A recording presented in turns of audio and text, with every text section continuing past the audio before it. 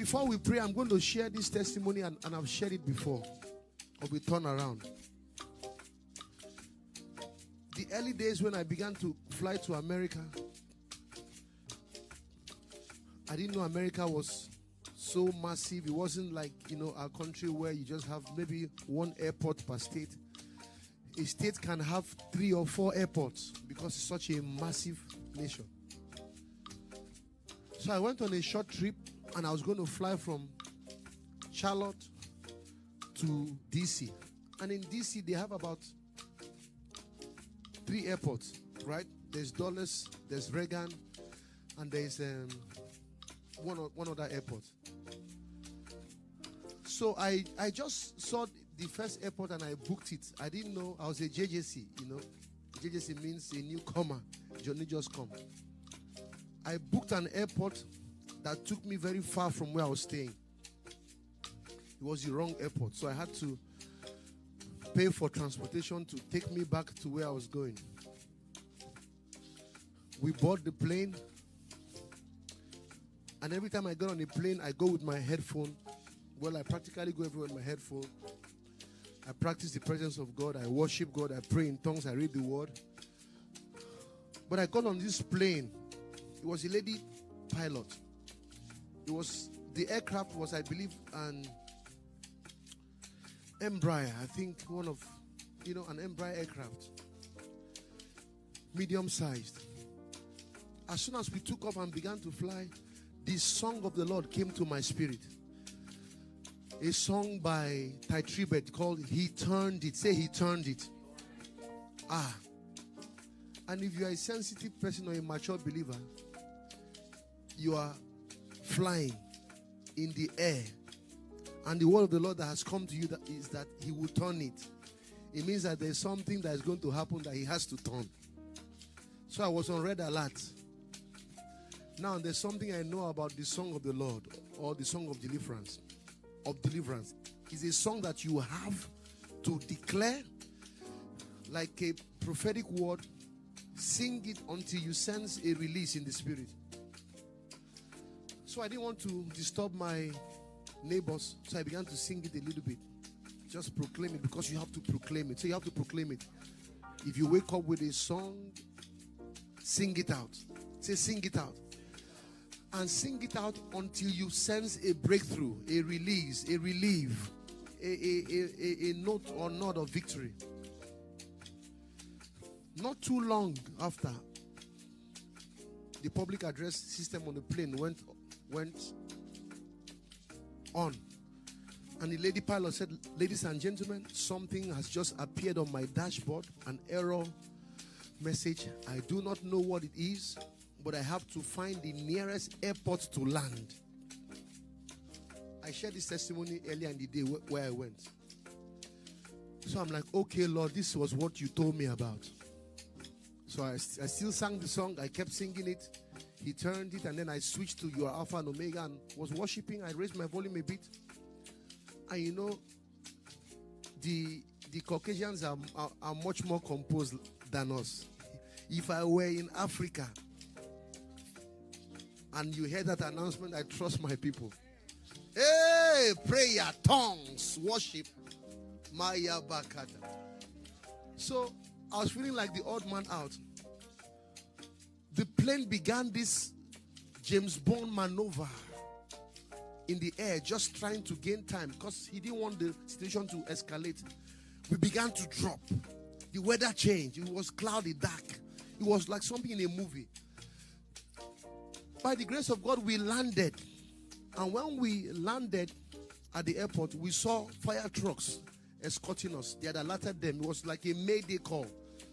I looked to my right and left. I saw them escorting us.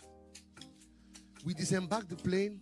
And when I stood out from the plane, I saw the same Oyibo people, the Caucasians, who looked at me like, about 3 of them came, 2 black American and a white man. And they came to me and said, "Thank you so much for the songs you sang, and in their words, and for helping us land the plane." I didn't know they were listening. And they asked me, "What do you do?" I said, "Well, I'm a singer, and I'm a believer. I'm on tour. I'm touring the U.S." And while we were still talking, I saw the engineers. Sorry, I'm sharing this as a basis for prayer. I saw the engineers storm into the plane, and then they stormed out again in anger. They were so vexed. According to what I heard, they got there and it was a simple error that just needed a touch of a button that the lady didn't probably read through the manual. So they were like, why would you just raise all this alarm and land this plane? This is all what you'd have done. Now this is the testimony. That maneuver, that nearest airport they were looking for, was the original airport I was supposed to land. Somebody say he turned it. Remember, the song I got was he turned it around for good. I prophesy, what the enemy meant for evil. Let's sing that song. What the enemy. Let's sing that song. Enemy meant for evil, God has turned it around. What the enemy.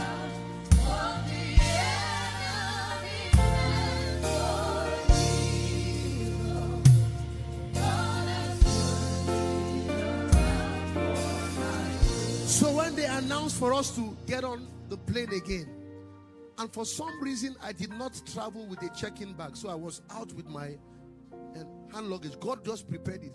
So when they said let's go back in, my new friend said, okay, let's go back in, as though the praise worship leader, let's go again. I said to them, oh, this was the airport I was originally meant to land.